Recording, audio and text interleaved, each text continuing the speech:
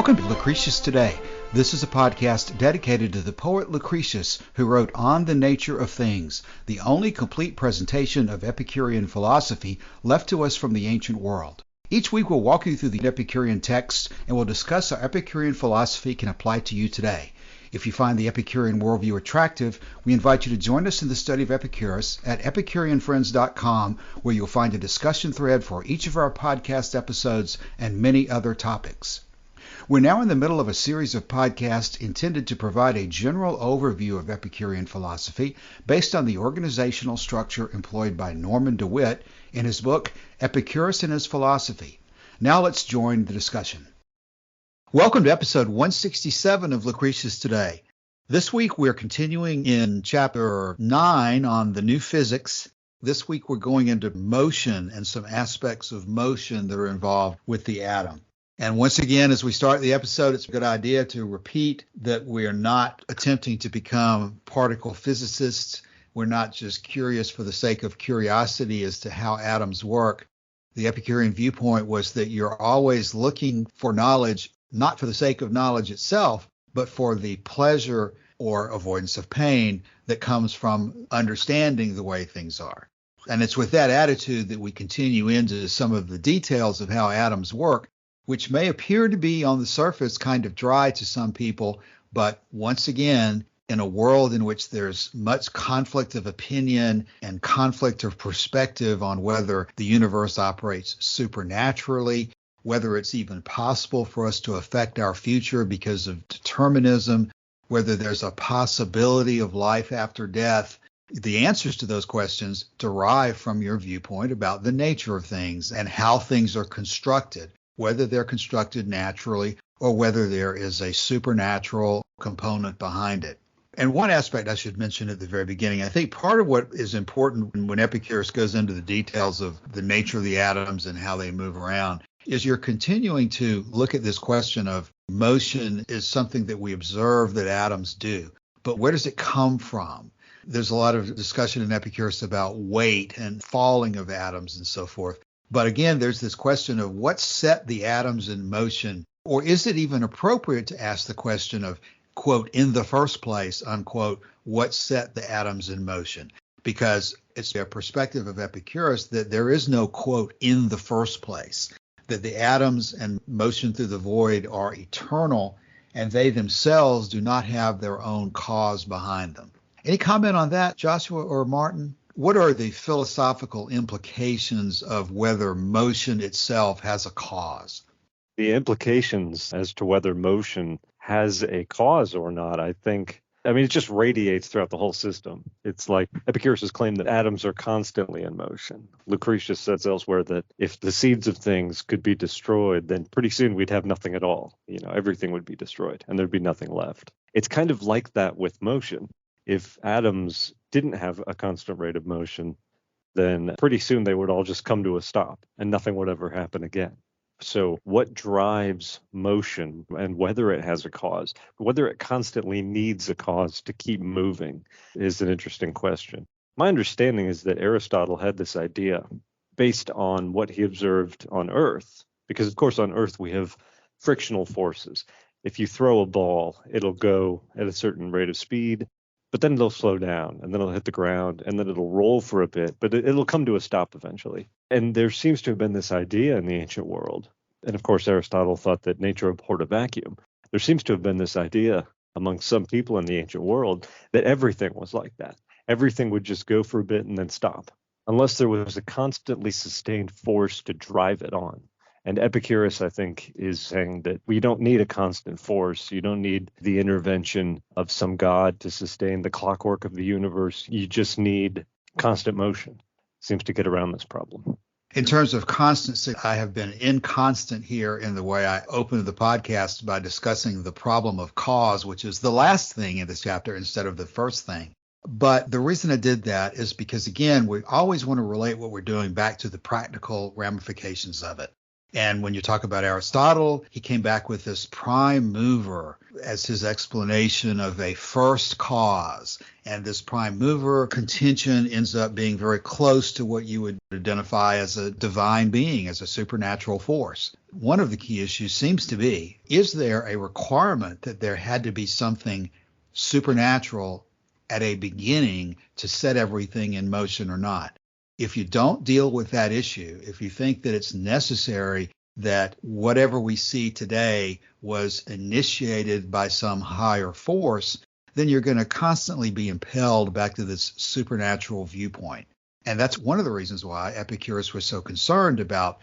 Again, there's the story that he asked his teachers when he was very young about the nature of chaos. They were just alleging that chaos existed before the things that we see today. And Epicurus challenged that approach as not making any sense. And so ultimately, much of what we're going back to here is this question of, was there a first moment of all things in which a divine being all of a sudden decided to create everything, and we're here today because of that? Or, in Epicurus's perspective, have the atoms moving through the void always existed, such that what we see today is an absolutely natural result of the changes over time, and not having a requirement of a supernatural being to initiate it in the first place? Like you said, Joshua, if atoms are going to stop at some point unless they are continuously impelled or directed by a supernatural force, if that's the case, then you've got a problem stating that the universe is natural. That just invites a supernatural force and compels a supernatural force that's going to control everything about not only the universe, but your life, since you're part of the universe.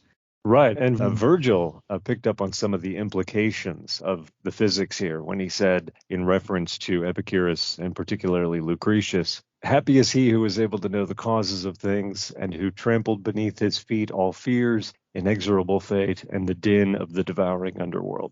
So these issues relating to cause, well, you rightly said at the beginning, these conversations can put people off as being kind of boring or irrelevant. The implications that extend from them, as I said, radiate from them, affect your understanding of how everything around you works. And that seems to me to be a question of principal importance. So Epicurus thought two things. He thought that nothing could be created from nothing, meaning that everything that exists has always existed. And he thought that the atoms were in constant motion. The implication of that, the inference that you derive from those two claims together, is that the atoms have always existed in constant motion. There was no need for a first cause or a prime mover to get things started. Now, we're going to talk today about this concept of the swerve that comes a little bit later, which is not necessary for this kind of philosophical idea of a mechanistic or physicalist world. And Democritus seemed to hold that view that nothing could be created and that the atoms were in constant motion. And that works. But for Epicurus, he needs to take it one step further. And he relates it back to ethics. But we'll get to that in a bit. Yes. There's a section before that in DeWitt, though, entitled Linear and Vibratory Motion. So let's see what's there before we move on to the swerve. Right. So this involves what to me is the seminal question in Epicurean cosmology. And it has to do with what we constantly hear about, quote, the original motion of atoms. And this has been, I guess, a thorn in my side for a long time, because it strikes me that there ought to be no original motion of atoms. Yes. Because there's no original. That doesn't exist in Epicurean cosmology. There is no origin point that everything comes from. Everything has just always existed. You know, when you say everything has always existed, we're not saying that Joshua has always existed. We're saying that the atoms that make up Joshua have always existed. The bodies that we see around us certainly have not always existed and will not always exist, but the atoms that make them up have, is the Epicurean point. Is that correct? Yes, the atoms and their attributes, like their weight, their shape, and their motion. Is it weight, shape, and size? It is size. Okay. What DeWitt does in this book is he connects weight to motion. They're inextricable, and therefore motion, if you have weight, you have motion. And so the motion, like the weight, has always been there. It doesn't start out, in other words, the Epicurean universe and the atoms that make it up don't start out like balls on a billiard table, just waiting for that first something to strike something else and start it all in motion. And as far as the motion always being there, one of the general points that you've made already is that the speed of atoms is constant. Yeah, But of course, the motion of atoms is uniform. You can't ever have things stop. If things completely stop, you've reached complete, what's the word, entropy, I guess, and then nothing else ever happens again. That seems to be the issue. So atoms, even when they're bound up in compounds, and they can't move at a constant speed in one direction because they would have to leave the compound body in order to do that. Instead, they vibrate at that same speed within the compound. It's always struck me that one of the things, at least that DeWitt is seeking to bring out about all this, is that there are no divine atoms or no thinking atoms. There's not a certain type of atom that motivates the other atoms. That while we can say that the spirit of man is made up of the lightest and smallest atoms, the finest atoms. Yeah. You could take this conversation in all different kinds of directions, but since we are talking about something like a mechanistic understanding of nature or a materialist or physicalist understanding of nature, the usual analogy for this kind of thing is the watch. Like it operates like a watch, right? You've got the mainspring, and that drives the gears, and then this gear drives this gear, which drives this gear, which drives this gear, and it's all planned, I guess would be a way to think of it. And so the argument that's often made is you can't have a watch without a watchmaker. And it's that exact question of the prime mover. And it's a distinction between what Epicurus thought about nature and what he thought about the nature of the gods, and a popular mode of thinking, particularly around the 18th century, which was deism. And some people will, in kind of loose speech or loose language, will say, well, Epicurus was a deist because the gods are removed from human affairs. But one of the central components of deism, really the only reason the God exists in deism, is this idea that something has to be there in the beginning to wind up the watch. And after that, it'll run, but something has to start it. And that something that starts the watch then just goes away and does something else while we live in the universe, the clockwork universe that the being created. So really, there is no connection between Epicurus and his view of nature and of the gods, and between deism and its view of nature and of the God that created nature.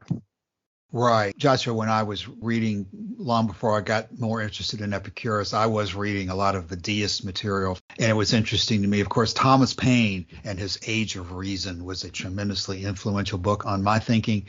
And I noticed that there is an article that Thomas Paine wrote, a discourse at the Society of Theophilanthropists in Paris. And looking back on these things, it's frustrating to me that Thomas Paine did not go down the Epicurean route and instead was stuck, in my view, on deism. But that article that I'm referring to talked a lot about the question of motion. One of the parts of it says, quote, the universe is composed of matter and as a system is sustained by motion. Motion is not a property of matter, and without this motion, the solar system would not exist. And he goes on to argue that motion itself is a argument that you can use to infer the existence of a supreme being, prime mover. So the issue of whether motion is a property of matter itself. It's very good to bring Thomas Paine into the equation here. It's kind of what I said a little bit ago. This seems to be DeWitt's view of what Epicurus thought, and that is that weight is a property of the atoms and motion is inextricably linked to weight. Now that brings in a whole raft of other questions, and we're going to get to issues here about whether the universe has an up or a down or not, because the question of how weight contributes to motion is one that I don't really know whether the ancient thinkers were really equipped to grapple with. But the question is a fascinating one, and I'm glad you brought in Thomas Paine. Yeah, and that's where I'll end that discussion by just saying that Thomas Paine is someone who's, I think, very close to Epicurus in many aspects of his overall viewpoint, certainly in his rejection of religion and supernatural intervention of gods and so forth. And I just think it's interesting that Thomas Paine and those deists not only were, no doubt, they were also interested in protecting themselves from charges of heresy and being burned at the stake or whatever, But this issue of motion is something that they ran into an issue with and apparently concluded somewhat, maybe in an Aristotelian sense, that this motion is an indication of a first cause and therefore something supernatural. But Epicurus is saying that motion is always something that has existed eternally with the atom. The atoms have always been in motion. There was never a time when atoms were motionless. I just want to reference this book because it's on that question of whether the universe is a watch made by a watchmaker. Richard Dawkins wrote a book specifically about evolution, but about other things as well, called The Blind Watchmaker. And it's this idea that natural selection, for example, coupled with genetic mutation, is enough to explain speciation with a framework built around it. And that gravity, absent a god, is enough to explain motion, things like that. So there are all these ways that we have today that Epicurus probably didn't fully grasp or didn't live in a time that gave him access to these ideas, but that explain this stuff so much better than the idea that something started it all and then walked away. So that book, Right. Blind Watchmaker, is good on this point. Yes, this whole clockmaker argument is something that people who are interested in these issues are really going to want to wrestle with. It's very close to some of the ultimate questions that we're dealing with. Now, we turn to the next section of DeWitt, which is the swerve of the atom. There is an article that I highly recommend from David Sedley entitled Epicurus's Refutation of Determinism. And I'm not going to be able to summarize much of the thrust of that article, but I think that if you read it, you'll find a very, very interesting argument that Sedley makes. And of course, I consider David Sedley to be one of the real authorities on Epicurus living today. He takes the position that Epicurus probably did not develop his theory of the swerve as part of his physics, that he started out with a Democritean viewpoint of physics, but then, of course, confronts this question of where does our apparent free will come from?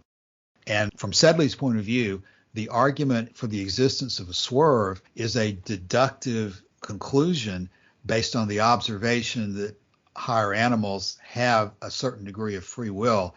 And if there were not a mechanism of some kind that would explain that, then you would not have free will. So you deduce the existence of the swerve from observation about the way bodies of a certain type, higher animals, operate. Because, of course, you can't see an atom swerve. You can't see an atom do anything. You can't see an atom. But from what we observe at the level that we can see things, we conclude that the swerve must exist. And another article that's very, very important, I think, on this would be an article by A.A. Long entitled Chance and Natural Law in Epicureanism.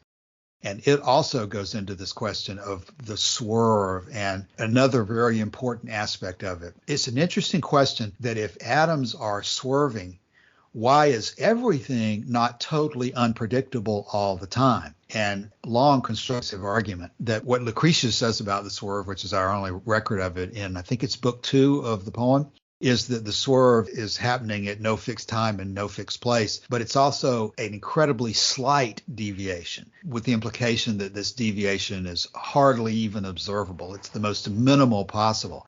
And what Long constructs from that observation is that while the swerve may be going on all the time in most atoms or all atoms, because of its minute nature, it doesn't, and I think this is Long's term, it doesn't break through into something that's observable to us at our level of existence, except in a certain number of cases, such as, again, the movement of intelligent animals. That generally the universe does operate in a totally mechanistic way of billiard balls bouncing off each other in the deepest physics sense, but that this swerve exists at a very minute way that allows, in certain instances, a breakthrough of the ability of certain bodies not to be totally mechanistic. So those are two articles I would really recommend for anybody who's interested in pursuing the swerve. And of course, there's Stephen Greenblatt's book itself. What he says there at the end of that section is that he's going to talk about it more in a later chapter called The New Freedom. So all of his issues relating to determinism and that kind of thing are going to be brought up at a later point. What I wanted to talk about was sort of the broader point of what we're talking about today, which is motion, flux, whether motion is possible, where it started and all that. And once again, Epicurus as he so often does in the ancient world, seems to be caught between two extremes. There was a philosopher named Zeno of Elea, following, I guess he was a disciple of Parmenides, who thought that motion as we know it is impossible. And then you have people like Heraclitus who said that everything is in a state of flux and you cannot step into the same river twice. In other words, that things are changing and they're changing so fast, it's impossible to grab hold of any one thing and really know much about it. And so both of those positions lead to conclusions and implications that are, I think, anathema to everything that Epicurus thought was true about the universe. And so I just say once again, he's caught between a rock and a hard place and manages to chart his own course in a way that he thinks preserves what is important about humanity and ethics and what's true about the gods and all of that, while at the same time being true to the physics. And that's a constant challenge, it seems like, in the ancient world when you've got such a great spectrum of ideas on every point. Yeah, and again, it's just different levels of detail that certain people are going to want to get into and some people are not going to want to get into. But if you don't at least have a high level understanding of where these issues go, then it's easy to get tripped up by other people's arguments against you or attempts to place doubt in your mind. For example, also I remember that Diogenes of Oinoander has a section about the flux and how Epicureans believe that the flux does exist, but that it's not so fast that we can't comprehend the things that are moving within it. So again, if it doesn't bother you, it doesn't bother you, and you can safely live your life attempting to fine tune how much you eat and how you spend your time to live happily. But there's a constant battle that is extremely important going on behind things. And this gives you the key to explaining it if and when you come into contact with that kind of a controversy. So it seems to me we're now on to this issue of acceleration and retardation, which I would probably change to deceleration. One thing about what DeWitt is saying in this section, I think, goes back almost into the epistemology or canonics discussion. So what Epicurus has to say on this issue of acceleration and deceleration, and I'm sure this will come up again in more detail, but what he has to say on it at this point is this idea of whether motion is inherent in the atom itself as a consequence of its weight. And we've talked a little bit about that, but it's this idea that motion and weight are inextricable. Because weight is one of the permanent attributes, then motion goes right along with that. And so the question that comes up is this issue of what happens to projectiles on Earth. And one of the objections, and I gather this came from, does he say it came from Aristotle? One of the objections is that if you have an object and you throw it, let's say you throw a baseball, well, we know that the speed of atomic motion is supposed to be uniform. And we know that that must be pretty darn quick, quicker than thought, I think is what he says.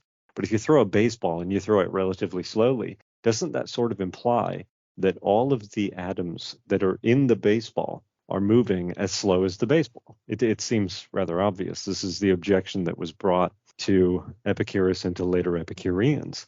And so the response was this issue of the two different types of motion, linear motion and vibratory motion, that even when an atom is contained within a compound body, and that compound body is either moving slower than the uniform rate of speed of the atom, or is completely still, it's not moving at all. Even if that's the case, the atoms are still in constant motion.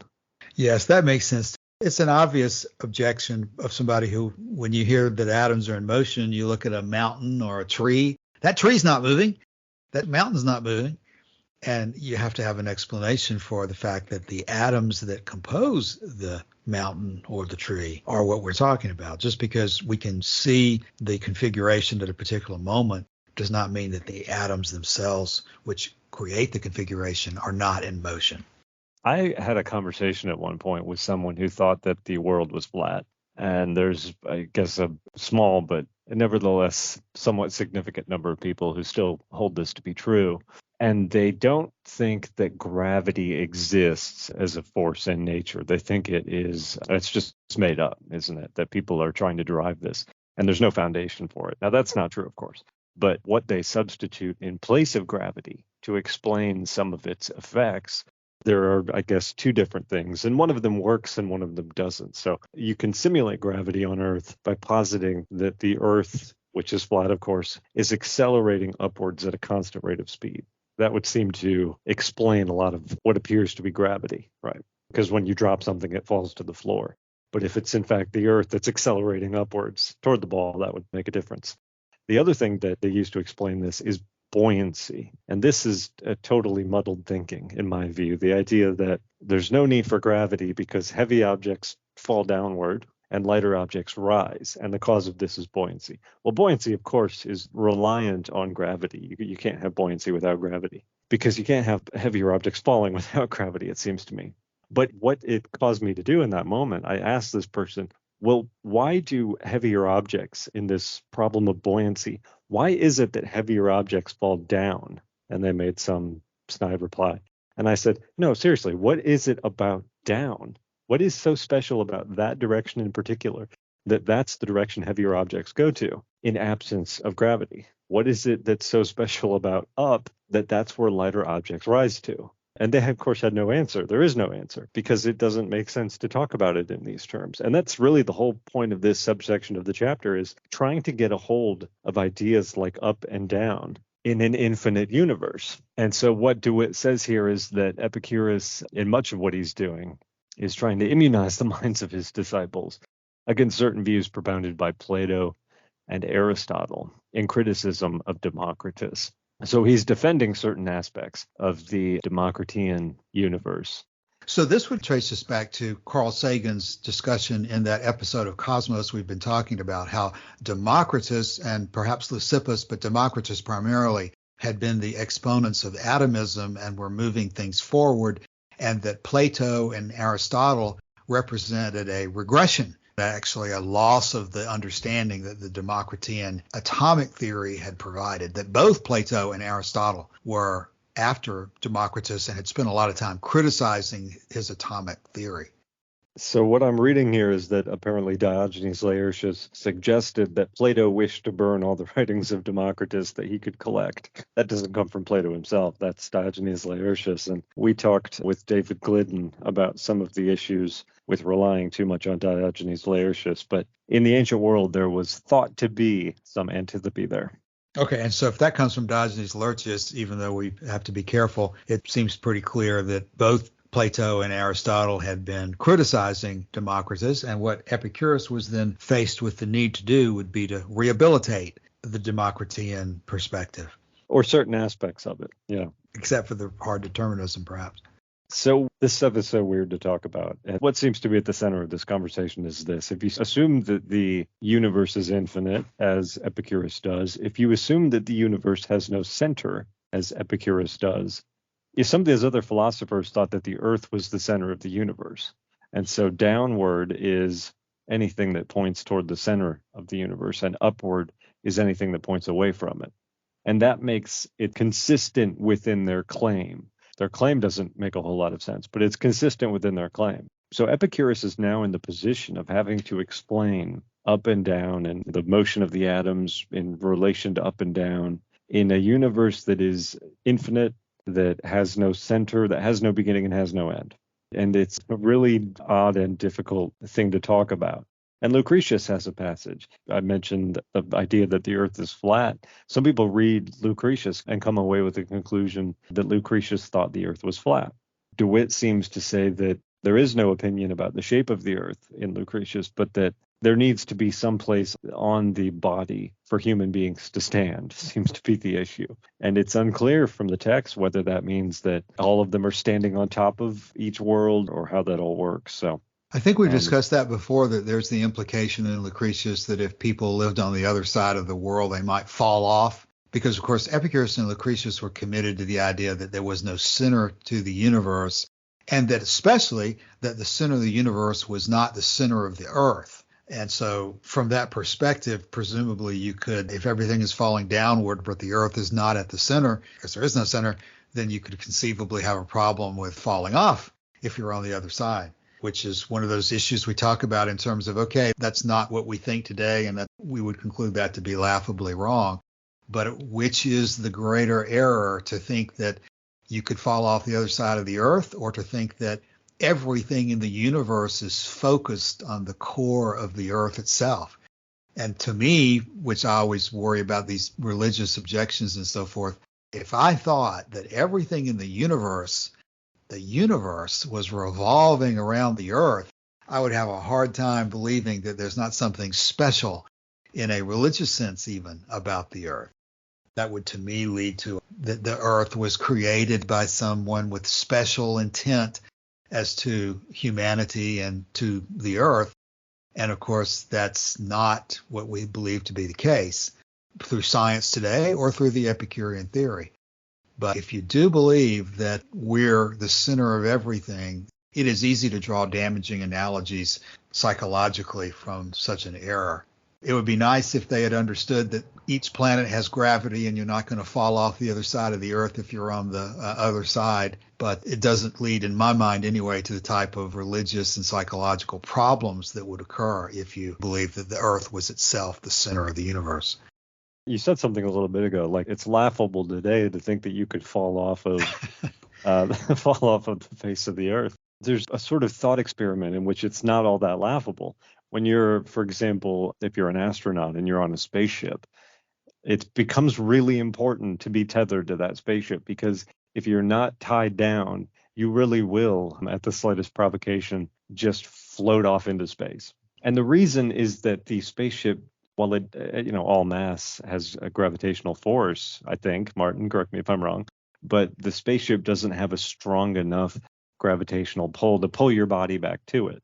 So the seminal idea that separates modern physics from physics of the ancient world is the understanding that there is a force inherent in all matter, and it draws other matter toward it, and that force is gravity. In the absence of gravity, it would be very possible to fall off the face of the earth. So that's the issue. And we I want to use the word inconceivable too much. It reminds me of that famous scene from The Princess Bride. But it's inconceivable to think that the ancient world, they could have really come up with a well thought out and a well understood concept of gravity.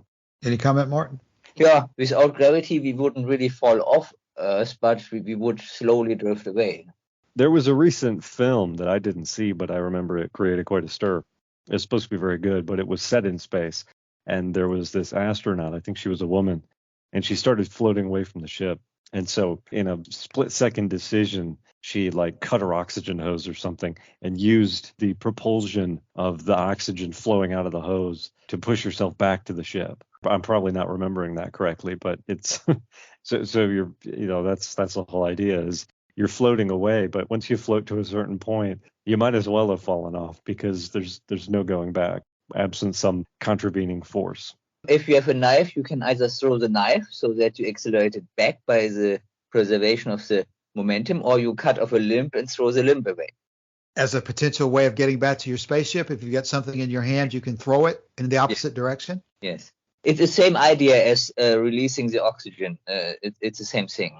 It seems like, I was about to say a moment ago, it seems like there's something primitively awful about the idea of floating away from all these science fiction movies. It seems like many of them will use that same analogy of the astronaut getting detached from his spaceship and just floating off into nothingness. And it seems like there's something oddly compelling about that analogy. I just now caught myself perpetuating the same mistake. So they probably don't have oxygen, they have air in there. So it has to be air, because if you take in 100% oxygen, it's poison. Okay. Mm-hmm.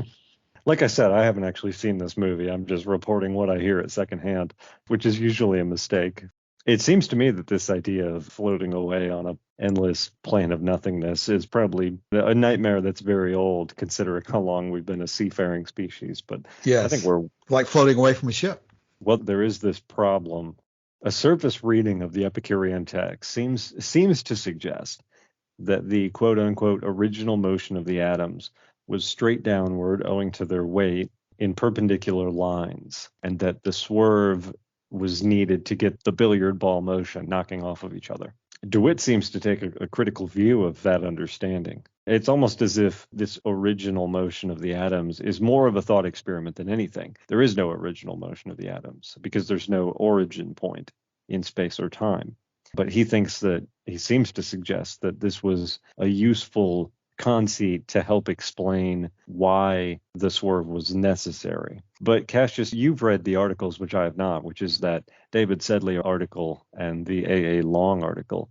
And I know that you have some opinions on this point of how important the swerve really is. Yeah, in fact, I think Sedley's commentary is very similar to DeWitt's sort of challenge here in the section of perpendicular universe, because as DeWitt says here, he says, quote, so far as the atoms and their motions are concerned, the principle is indifferent. And that's the principle of falling straight down. Because owing to the constant collisions and the subsequent rebounds, the atoms are thought of as moving in every conceivable direction throughout the void. And so that's something else I think that is reflected in Sedley, that how many swerves are really necessary for things to come into being. All you really had to have, according to Sedley, if I remember correctly, is just one single swerve at any moment. And then everything would have started bouncing around. So it seems like both DeWitt and Sedley are sort of challenging this idea that Epicurus needed the swerve in order to bring our universe into being, that could have come into being without the necessity of an atom swerving, and certainly without the necessity of atoms constantly swerving through eternity. If they're not swerving constantly, it's not enough to really get collisions, because they will not get to the other atoms at the same speed. So if one swerves, it still doesn't get it on another one. No. And Martin, haven't you also made the analogy in the past that over time and space, it dies down? The collision effects eventually fade away. And there's another problem. Cassius, you said that if the center of the universe was the center of the earth, that would indicate something very, very special and very, very unique about the earth. It seems to me if there was one swerve that started it all, that would seem to indicate something very, very special and very, very unique about that one swerve. That would be the fingerprints of God, as it were. Of course, I don't know that we've mentioned yet today the observation that the swerve does not appear in the letter to Herodotus. The swerve does not appear in any direct writing of Epicurus that we have record of. If we did not have Lucretius Book 2, we would not have a straightforward statement from an authoritative Epicurean text about even the existence of the swerve. So that's a factor in all of this analysis where we attempt to look into the text and figure out what was really going on. But the letter to Herodotus explains the formation of universes without any reference to the swerve. So there's all sorts of interesting questions that arise from the details of the text. Okay, problem of cause as the last section of chapter 9. He starts it off here with a reference to Aristotle, which, Cassius, you've already made. This issue of the prime mover, the uncaused cause that causes everything else, or that causes the original chain reaction that causes everything else. And so DeWitt has a point here. If you're living and writing in a context where people are obsessively looking for the causes that explain all things, and I read that quote from Virgil, happy is he who knows the causes of things. It would seem odd not to give some explanation of that.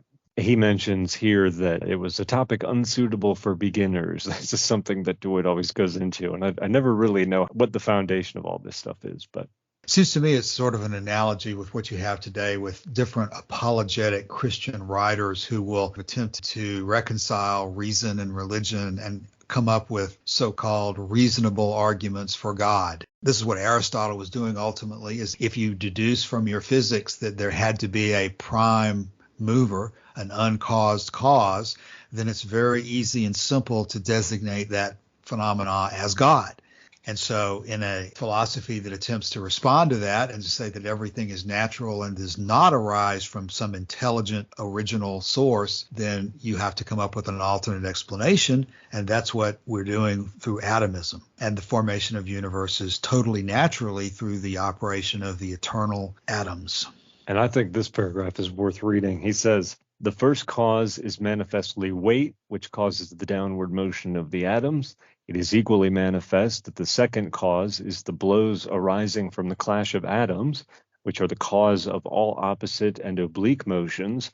The third cause is the swerve of the atoms from the perpendicular in their downward motion. This serves two ends. First, it makes possible the collision of atoms, which otherwise would fall in parallel lines and never meet to form compound bodies. Second, it emancipates man from an infinite chain of physical causation, the pet abomination of Epicurus, and makes possible the freedom of the will. Particularly that last sentence I thought was very well done. Yes. Because there is a connection. Some people find the physics rather dull, but it's constantly interacting and intersecting with the ethics, which is what people want to talk about so much, it seems to me.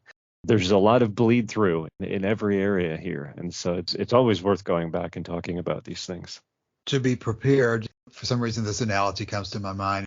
Death is not the kind of thing that we want to constantly be thinking about, because we want to enjoy our life and not just be overwhelmed by the grief that comes from death. But we know that death is going to intrude into our lives. And if we don't spend some time preparing for it and thinking about what it means and understanding how it fits into the scheme of things, then we can be just totally knocked off of our rocker, so to speak, and have our lives totally collapsed by an unexpected and unprepared for event that is something that we know is going to happen. And again, these questions of the existence of the universe and how everything comes together, whether it's supernatural, whether we have the ability to control our future or not, whenever the sort of bad things in life come to affect us, all of these issues can flash to our minds and further debilitate us in our efforts to stand up against that. And the best way, and probably the only way to deal with those issues, is to some extent be prepared for it and know where to go to look for answers to those questions that seem to be so depressing and demoralizing if you don't have an understanding of what they really mean. I remember Emily Austin talks a lot about this in her book and her recent articles. I get drawn to this particular passage where she talks about how when bad things happen, an Epicurean doesn't think that these things have a good reason behind them. In other words, there's that quote from the Bible about all things happen together for good for those who love the Lord. Well, that is not the way things are. All things don't happen for good. Bad things that happen aren't the expression of the will of God. They are simply bad.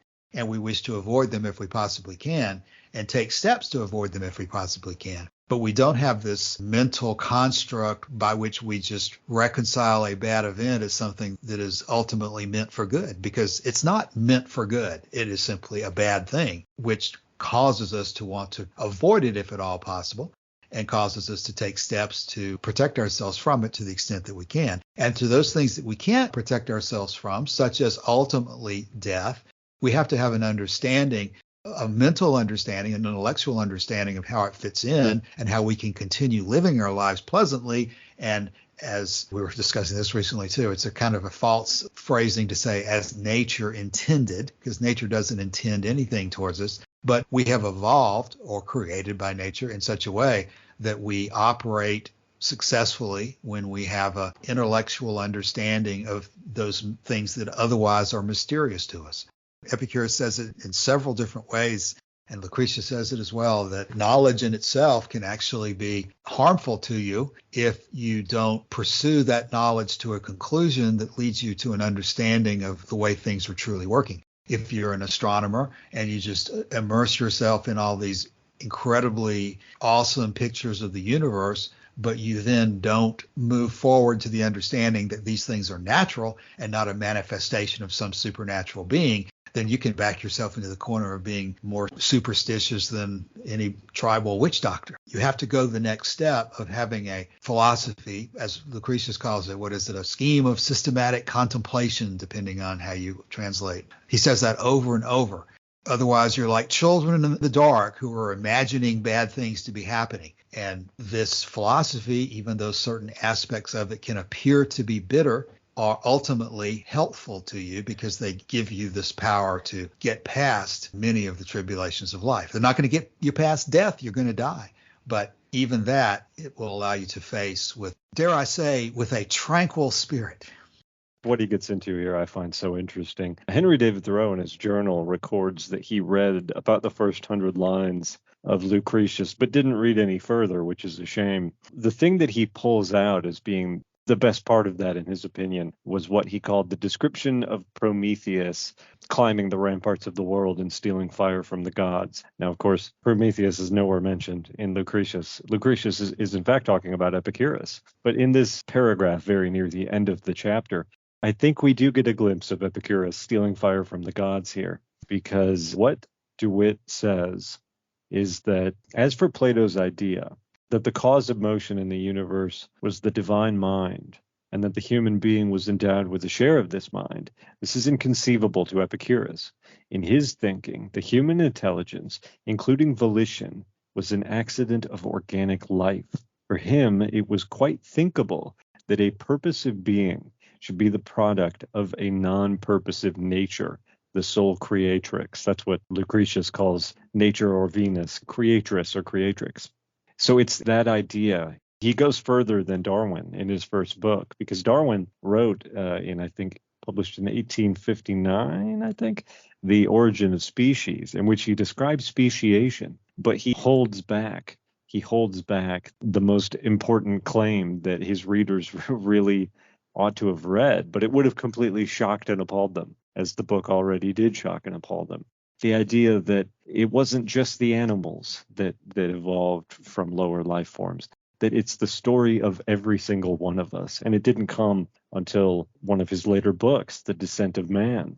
Later in life, after the main furor over The Origin of Species had already come out, then he took to task this question of where does mankind come from? And for Epicurus and for Lucretius, the answer is here, that nature, even though nature is not intelligent and has no purpose, Lucretius says that the eyes don't develop to let you see. That's not the way it happens. It's not like there's no drive or purpose or design in any of this. But from a nature that is non-intelligent and non-purposive, an intelligent and purposive being like mankind or the other animals can arise. So that seems to be, he puts it here at the end of his chapter on physics, that seems to be the grand, bold claim of Epicurean and Lucretian materialism. The Prometheus moment in which he steals fire from the gods. Yes. Joshua, I'm looking at this section that you're reading from as well, and I've already added into our show thread for today a link to that Thomas Paine article about using motion to prove in Thomas Paine the idea of a clockmaker. But I see it that on page 170, DeWitt's making a similar point. Thus, to Epicurus, to him, motion was inherent in matter, and no external cause of motion existed, while to Plato, matter was inert, and the cause of motion was external to it. I think essentially that's what Thomas Paine is doing in that article I cited. Is he's looking at matter and separating it from motion and saying that there's an external, basically supernatural cause. This is the level at which these issues are joined, is if you don't have a natural explanation for both matter and motion, then again, you've got the camel's nose under the tent of saying that somehow this motion has been created by an external force that is essentially God. And that's one of the places I want to end up in this episode for today. This is why there is such an important distinction between Epicurus versus Stoicism, or versus other philosophies or psychologies that sort of start and end with the proposition that, well, we all want to be happy, let's just talk about being happy. The Stoics were absolutely dependent on a viewpoint similar to Plato and Aristotle, that there is what is essentially a divine fire, supernatural origin to everything. And if you go down that road, you're going to want to follow that road and decide, well, if there's a supernatural origin, tell me what that supernatural force wants me to do. And that's how I'll live my life, whether it's religious piety or virtue or whatever you consider that supernatural force to be. You're going to want to study that and get behind that and use that as the foundation for your ethics. And Epicurus saw that that is a total dead end and it's going to lead you to all sorts of damaging conclusions. You have to start at the very beginning to understand that the universe is not supernatural, that it is all natural, that it does not have any plan for your life, and that it's up to you to develop your own plan to understand, based on the feelings of pleasure and pain, how you should spend your time and how you should act to bring a better life for yourself and your friends. And that's going to lead us next week when we start into chapter 10. As DeWitt has said in this chapter, it's one of Epicurus's major irritations that people have the idea that we are at the mercy of fate or at the mercy of supernatural gods. And so DeWitt devotes an entire chapter, chapter 10, to the topic of, quote, the new freedom, in which we're going to discuss those things which we do have control over, those things we don't have control over, and how we evaluate what we can do with the discretion that we do have, how we should work to implement the choices and avoidances which will lead us to a better life. Thanks to our listeners for being with us today. Always feel free to come by the forum, look up this episode and our other threads to discuss whatever might be on your mind in regard to Epicurus. We'll be back next week to start a new chapter, chapter 10, The New Freedom. Thanks, and we'll see you then. Bye.